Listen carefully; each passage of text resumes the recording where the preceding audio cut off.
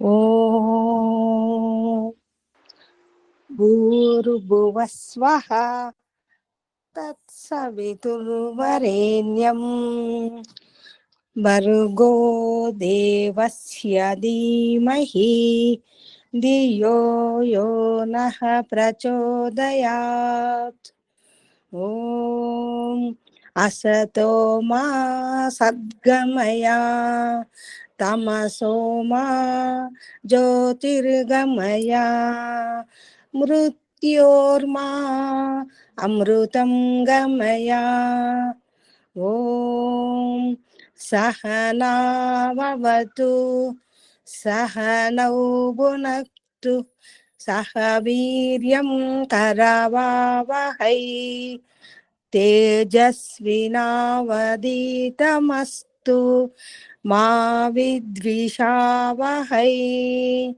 ఓం శాంతి శాంతి శాంతి. నమస్తే అమ్మ, అందరికీ నమస్తే. నమస్తే. ఈరోజు మన సూత్రం తస్య వాచకః ప్రణవః.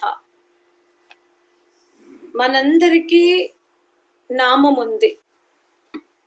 ఈ లోకములో మన ప్రతిష్ట, మన స్వరూపం ఎలా నిలిచిపోతుంది అంటే నామము వలననే నిలిచిపోతుంది. అంటే ఈ లోకానికి వచ్చినప్పుడు మనకే నామం ఉండదు. కేవలం మనం ప్రజాపతి యొక్క తండ్రిగా వేద నామముతో ఈ లోకానికి వస్తాం. కానీ ఇక్కడికి వచ్చిన తర్వాత మనకు జన్మనొసగిన మాతాపితరులు, ఇష్ట బంధుమిత్రులు మన నక్షత్రంలోని తిథిలోని కొన్ని అక్షరాలను తీసుకొని మనకు ఒక నామకరణం పెడతారు. ఆ నామముతోనే ఇక మనం సూర్యచంద్రాదులు ఉన్నంత వరకు దుష్ట కార్యం చేస్తే దుష్టత్వంతో చెప్పబడతాము, మంచి కార్యం చేస్తే మంచితనముతో ఈ లోకంలో మనది ఉండిపోతుంది. అంటే నామము ఎంత ప్రతిష్టను, ఎంత జెండాని పాతేసుకుంటుందో మీరు గమనించుకోండి. అటులనే ఎవరైతే కాలము చేత ఛేదింపబడడు, ఎవడో జన్మలెత్తడు, ఎవడు స్థానాంతరము కాడు, ఎవని ఉనికికి సరి సమాన మరి ఒక ఆత్మ లేదు, దుష్టులను హతమార్చడానికి శరీరధారి కాడు, నాడులయందు బంధింపబడడు, కోటాన కోట్ల శాస్త్రవేత్తలు కూర్చున్నా కూడా పరమాత్ముని సామర్థ్యానికి సరితూగరు. అట్టి పరమాత్ముని యొక్క నామం ఏమిటి అంటే తస్య వాచకః ప్రణవః అంటాడు. అతని నామము ప్రణవము అంటాడు. ప్రణవః అంటే ఓం. ఎప్పుడైతే మనం ఓంకారాన్ని స్మరిస్తామో, ఓంకారాన్ని ధ్యానిస్తామో, ఎలా సువర్ణము చాలా మురికి పట్టిపోయింది, దాని రంగు మారింది, అది ధరించుకున్నప్పటికీ కూడా కొత్తగా అగుపడ్డం లేదు. అప్పుడు అట్టి సువర్ణాన్ని మనము అగ్ని చేత శుద్ధి చేస్తాం. సువర్ణములో ఉన్నటువంటి మలినాలు తొలగిపోవాలి అంటే అది అగ్నికి మాత్రమే సంభవం. మీరు నీళ్ళల్లో వేసిన, గాలికి పెట్టిన ఆ సువర్ణమునకు దీర్ఘకాలము నుండి పట్టుకున్నటువంటి మురికి తొలగదు. తొలగిపోవాలి అంటే అగ్నిలోనే దహింపజేయాలి. అటులనే ఈ జీవాత్మ జన్మ జన్మాంతరాల నుండి ఏదైతే చిత్తమున అనేక మలినాలను జమకూర్చుకొని ఉందో, ప్రోగు చేసుకొని ఉంది, అవి తొలగిపోకుండా కాంతి ఎలా సువర్ణములో గనక మురికి ఉంటే, సువర్ణం పైన మురికి ఉంటే అది మెరువదు, సువర్ణమే, కానీ దానిపైన మొత్తం మురికి కూర్చుంది, మీ చెమటతోని ఉప్పు పార్ట్ అంతా కూర్చుంది, మీరు ప్రతినిత్యము కూరగాయలు చేస్తున్నప్పుడు ఆ రసం అంతా దానిపైన కూర్చుంది అంటే ఇక అది కాంతివంతముగా ఉండదు. సువర్ణం దాన్ని మళ్ళీ అది కాంతిగా అవ్వాలి అంటే, కాంతివంతంగా కనపడాలి అంటే అగ్నిలో దహింపజేయాలి. అటులనే ఈ జీవాత్మ తన స్వరూపాన్ని తేట తెల్లగా చూడాలి అనుకుంటే, శుద్ధముగా చూడాలి అనుకుంటే, ఆ చిత్తము ఆత్మకు ఆవరించుకొని ఉంది. అంటే ఆత్మను నలువైపుల నుండి అజ్ఞానం అనే ఆవరణ ఆక్రమించుకొని ఉంది. నిజముగా ఆత్మలో మురికి ఉందంటే ఆత్మలో మురికి లేదు. మురికి ఆత్మను తాకడానికి కూడా వీలు లేదు. ఆత్మ ఎప్పుడు మురికి అవ్వదు. ఎలా సువర్ణము ఎలా మురికి అవ్వదో, సువర్ణం సువర్ణమే, కానీ దానిపైన ఆక్రమించుకున్న మురికిని తొలగిస్తాం అగ్ని ద్వారా. అటులనే ఆత్మలో మరొక అణువు ప్రవేశించడానికి వీలు లేదు, పరమాత్ముడు తప్ప. ఆత్మలోకి ఆత్మ బోధు, ఆత్మలోకి కేవలం పరమాత్ముడు ప్రవేశిస్తాడు. ప్రకృతి ప్రవేశించడానికి వీలు లేదు. ఎందుకంటే ప్రకృతి స్వరూపము, ప్రకృతి కణాలు ఆత్మ కంటే పెద్దవి. ఆకారములో చూస్తే ప్రకృతి కణాలది ఒక కణం తీసుకున్న ఆత్మ కణము కంటే ప్రకృతి కణం పెద్దది. కాబట్టి ఆత్మలోకి ప్రవేశించదు. ఎలా ఒక చిన్న పాత్ర, దాంట్లో మనం ఏదైనా ఒక పదార్థం పెట్టాము, దాంట్లో పురుగు, క్రిమి, కీటకాదులు పోవకుండా ఉండాలి అంటే మనం దానిపైన పెద్ద పాత్ర మూస్తాం. ఆ పెద్ద పాత్ర మీరు ఎంత ప్రయత్నం చేసినా చిన్న పాత్రలోకి అది పోదు. పసిపిల్లలు అప్పుడప్పుడు ఏడుస్తారు, అది ఇందులోకి పోనివ్వాలి అని. మనం నవ్వుకుంటాం, అది ఎలా సంభవరా అని వాడేమో ఏడుస్తాడు, మనమేమో నవ్వుకుంటూ ఉంటాం. అటులనే ఈ ఆత్మని ఒక పాత్రగా తీసుకుంటే ప్రకృతి యొక్క అణువు ఒక పెద్ద పాత్ర. ఇలా ఇది ముయ్యబడుతుంది, మూసివేయబడుతుంది, కానీ ఆత్మలోకి అది ప్రవేశించదు. మరి ఆత్మ యొక్క కాంతి అగుపడాలి అన్నా, ఆత్మస్వరూపం మనకు తెలియాలి అన్నా, మన ముందు ప్రకృతి అనే పాత్రను తొలగించుకోవాల్సి వస్తుంది. అటులనే జీవాత్మను ఆక్రమించుకొని ఉన్నటువంటి సమస్త క్లేశములు, సమస్త భ్రాంతి జ్ఞానము, అవిద్య, అభినివేశము, ఇవన్నీ కూడా తొలగిపోవాలి అంటే ఆత్మకు శక్తి లేదు. దాన్ని నలువైపులా ఆక్రమించుకొని ఉంది ప్రకృతి.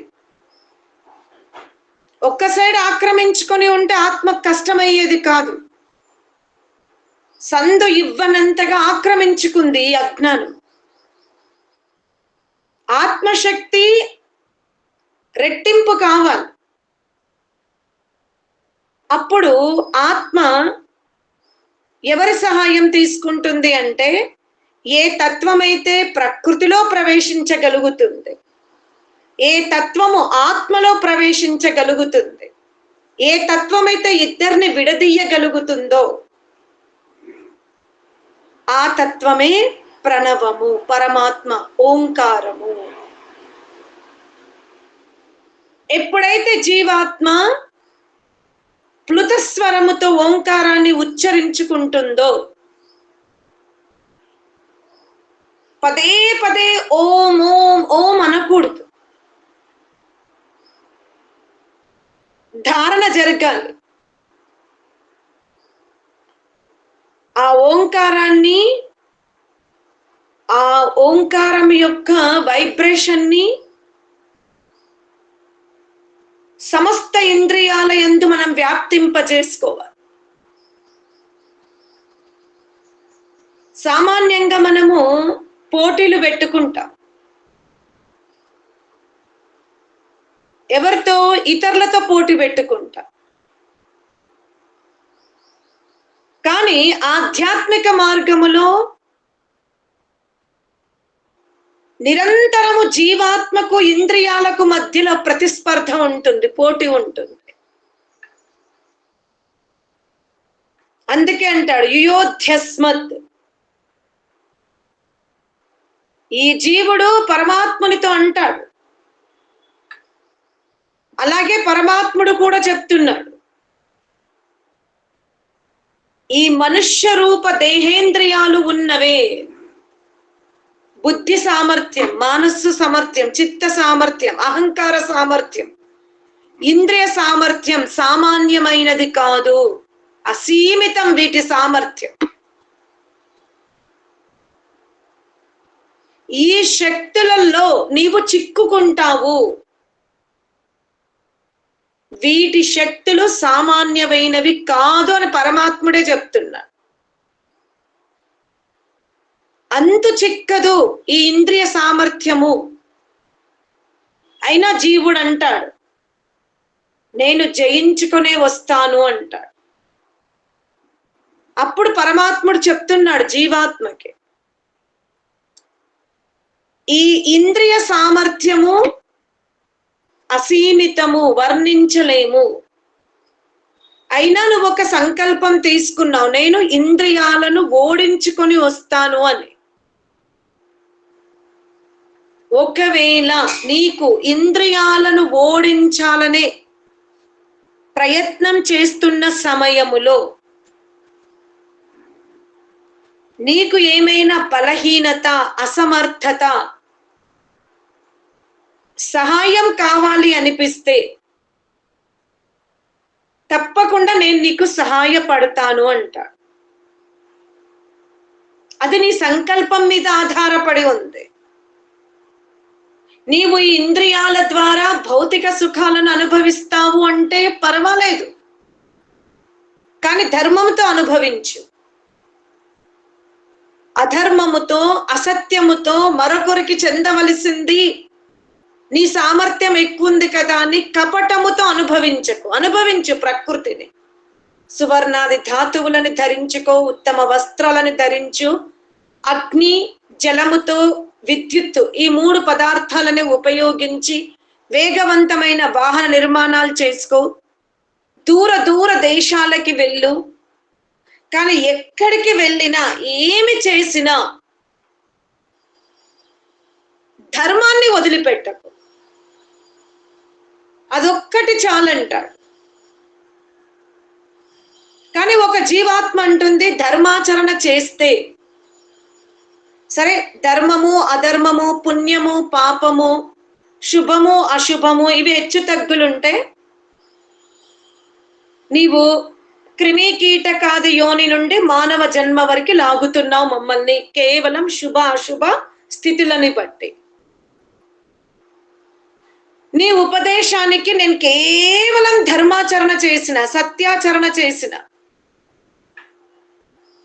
కానీ అప్పుడు కూడా నీవు నాకు దేహమే ఇస్తావు. కాకపోతే ఉత్తమమైన దేహం, సుగంధయుక్త దేహం, ఐశ్వర్యయుక్త దేహం, సంకల్ప దేహం ఇస్తావు. కానీ దానికి సమయం సీమితం, నాకు తెలుసు. జీవుడు అంటున్నాడు పరమాత్మునితో,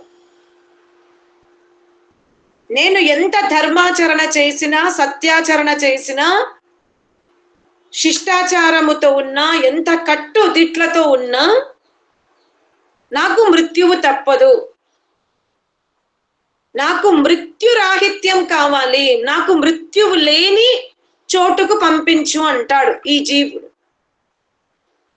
అప్పుడు అంటాడు తస్య వాచక ప్రణవః, నీవు ఈ కారణ దేహాన్ని, సూక్ష్మ దేహాన్ని దూరం చేసుకోగలగాలి, బృహత్ వేరు చేసుకోగలగాలి. ఆ సమయములో ఎలా నువ్వు ఒక దట్టమైన తీగలతో, లతలతో, ముళ్ళ కంపలో మధ్యలో ఇరికిపోయి ఉన్నావు, పెద్ద పెద్ద వటవృక్షాల మధ్యలో ఇరికిపోయి ఉన్నావు. ఆ సమయంలో నీకు ఆ పొదల నుండి రక్షణ కావాలి అంటే గొడ్డలి కావాలి. అరుపులతో సరిపోదు, నీ అరుపు ఎవ్వరు వినరు. ఎందుకంటే నువ్వు చాలా లోతైన బావిలో పడ్డావు, చుట్టూ అన్ని తీగలు, అవి కూడా ముళ్ళ కంపలు దట్టంగా ఒక దాంట్లో ఒకటి ఒకటి ఒకటి చిక్కుకొని ఉన్నవి. వాటిని నువ్వు చేతితో తొలగించుకోవాలి అంటే కుదరదు. నీకు ఆ సమయంలో గొడ్డలే కావాలి. నువ్వు ఎప్పుడైతే అరవకుండా, భయపడకుండా, ఎవరు సహాయం చేస్తారు అని దిగులు పడకుండా, నిరాశ పడకుండా, ఉత్సాహంతో అయ్యో నేను ఈ గమ్యం చేరుకుంటానా, చేరుకోనా, నాకెవరైనా సహాయం దొరుకుతుందా, దొరకదా, ఇవేమి ఆలోచించకుండా ముందు నీ ఎదురుగా ఉన్నటువంటి ఆ ముళ్ళని తీసేసుకుంటూ నువ్వు వెళ్తున్నావే, కానీ గొడ్డలి సహాయంతో వెళ్తున్నావు. నిరాశ లేదు, సందేహము లేదు, నకారాత్మక ఆలోచన లేదు. ఎందుకంటే నీకు అర్థమైంది, నేను ఇక్కడ అర్చినా నాకెవ్వరి సహాయం దొరకదు, భయపడి కూర్చుంటే కుదరదు, ఇప్పుడు నేను ప్రయత్నం చెయ్యవలసిందే అన్నప్పుడు నువ్వు నీ శక్తిని రెట్టింపు చేసుకుంటావు, కానీ గొడ్డలి తీసుకుంటావు. అలాగే ఈ కారణ దేహము, సూక్ష్మదేహము అనే పింజరములో నువ్వు విరికిపోయి ఉన్నావు. అటువంటి దట్టమైన మార్గములో నీకు నా సహాయం కావాలి అంటే ఓం అనే గొడ్డల్ని పట్టుకో. అది కూడా నువ్వు మనసుతోటి కోరితేనే. నీకు అనిపిస్తుంది నాకు నా శక్తి సరిపోదు ఈ మార్గములో, నాకు సాధన కావాలి అని నువ్వు తలచినప్పుడు తప్పకుండా ఓంకారాన్ని స్మరించుకో. ఎందుకంటే ఇంతకు పూర్వము కూడా ఈ జటిల మార్గాన్ని ఓంకార నామముతోనే ఋషులు విజయం సాధించారు. నీవు కూడా ఆ ఓంకారముతోనే, అదే ఉపాయంతో ఈ జటిల మార్గాన్ని సంపూర్ణముగా శుద్ధంగా పూర్తి చేసుకోవాలి అంటే ఓంకారమే. కానీ ఓంకారాన్ని ఎలా ఉచ్చరించాలి అంటే, ఎలా ఒక వస్త్రాన్ని పిండేటప్పుడు మనం చాలా బలముగా దాన్ని శుద్ధి చేస్తాము, పిండుతాము, అప్పుడు ఆ వస్త్రంలో ఉన్నంత నీరంతా బయటకు వచ్చేసింది. చూస్తే మనం ఒక 2 ప్లేస్లలోనే పట్టుకుంటాం వస్త్రాన్ని. కానీ పిండే విధానంతో దాన్ని ఇలా మలికిలు చేస్తూ ఉంటే నీరంతా బయటకు వస్తుంది. అలాగే జీవుడు పరమాత్ముడు ఇరువైపులా నిలబడి ఈ చిత్తమున గల మలినాలను ఇద్దరు కలిసి శుద్ధి చేస్తారు. అందుకే షన్నో మిత్ర. కానీ ఓంకారాన్ని ఉచ్చరించేటప్పుడు నాభి, కంఠభాగము, భృకుటి స్థానము, ఇవి 3 నిఠారుగా ఉండగలగాలి. అంటే ఓంని ఉచ్చరిస్తూ ఉన్నప్పుడు ఏదైతే నాభి భాగంలో ఓం అని ప్రారంభమవుతుందో అది పైకి లాగాలి. మనం శ్వాస గతిని, మీరు ఒకవేళ మీకు శబ్దము అనుభూతిలోకి రాకపోతే శ్వాసను గమనించండి. ఓంని ఉచ్చరించేటప్పుడు ఇలా ధ్వని పైకి రావాలి. ఆ వైబ్రేషన్స్ ఎక్కడి వరకు వెళ్ళాలి అంటే నాభి నుండి మొదలుకున్న ఆ వైబ్రేషన్, ఆ ఫోర్స్ మస్తిష్క భాగాన్ని ఢీ కొట్టగలగాలి. ఇలా స్లాప్ని కొట్టినట్టుగా కొట్టగలగాలి. ఎప్పుడైతే మనం మస్తిష్క భాగము దగ్గర ఓంకార ధ్వనిని ఫోర్సుబుల్ గా పంపిస్తామో అప్పుడు ఈ నర్వస్ సిస్టమ్ అంతా కూడా యాక్టివ్ అయిపోతుంది, చైతన్యవంతం అవుతుంది, శక్తివంతం అవుతుంది, చురుకుగా పనిచేస్తుంది. అందుకనే ఓంకారాన్ని తీసుకునేటప్పుడు మనం అన్నప్పుడు పెదాలని ఎంత వీలవుతే అంత మూసి ఆ గతిని పైకి పంపించాం. అందుకే మానసిక జపం చాలా లాభం చేస్తుంది. పెదాల మీద అంటే శబ్దముతో చేసిన ఓంకారము కంటే పెదాల మీద చేసిన ఓంకారము ఎక్కువ లాభాన్ని ఇస్తుంది. పెదాల మీద చేసిన ఓంకారము కంటే మానసిక ఓంకారము ఎక్కువ లాభం ఇస్తుంది. మానసిక ఓంకారము కంటే అతీత ఓంకారము ఇంకెక్కువ లాభం ఇస్తుంది. అందుకే అంటున్నాడు, ఎవరైతే పురుష విశేషుడు, ఎవడైతే కాలము చేత ఛేదింపబడడో, ఈ యుగము వాడు, ఈ యుగము వాడు, ఈ యుగము వాడు అనే సంబోధన ఏ వ్యక్తికైతే లేదో, మాతాపితరుల గర్భము ద్వారా ఈ లోకానికి రాడు, అలానే అమైథున సృష్టి ద్వారా కూడా ఈ లోకానికి రాడు, పృథ్వీ మార్గము నుండో, సూర్య మార్గము నుండో, చంద్ర మార్గము నుండో, ఆకాశ మార్గము నుండో ఈ లోకములో ప్రవేశించడు. అతడు సర్వవ్యాపకుడు. ఆ సర్వవ్యాపకుడైన ఆ శక్తివంతుడైన ఆ చైతన్య స్వరూపుని యొక్క నామము ప్రణవము. జీవుడు దట్టమైన అరణ్యమును దాటాలి అంటే ఓంకార నామాన్ని సహాయము తీసుకుంటే ఘోర అంధకారము నుండి కూడా జీవుడు బయటపడతాడు అని ఋషి ఈ సూత్రం ద్వారా మనకు తెలియజేసే ప్రయత్నం చేశాడు. ఓం శాంతి శాంతి శాంతి.